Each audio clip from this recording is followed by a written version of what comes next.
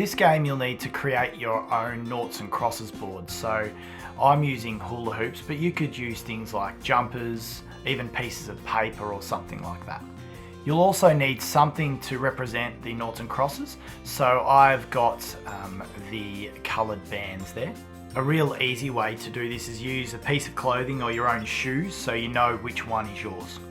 And finally, you'll just need 2 markers for where each person runs to and from.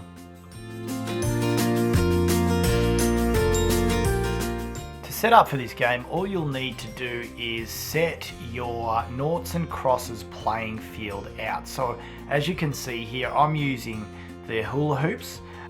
If you're using pieces of clothing to represent the squares that you're going to put noughts and crosses in, just make sure they're separated enough so that it's obvious that's where they're going to be.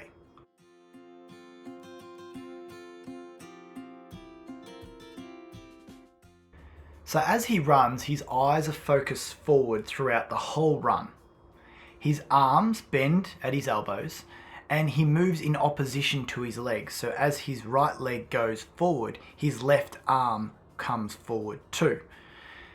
He contacts the ground with the front part of his foot, and his body leans slightly forward when he's running. Now there's one more component that I left off purposefully. It's to do with his back lift of his leg once it's touched the ground.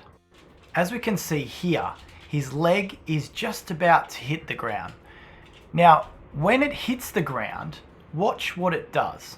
As you can see here, his knee bends and his leg flicks back quite far behind his body.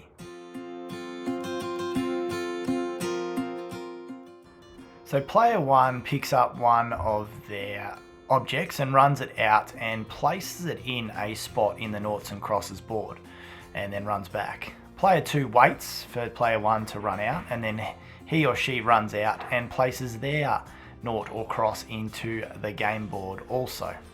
The game continues until one person gets 3 of their objects in a row.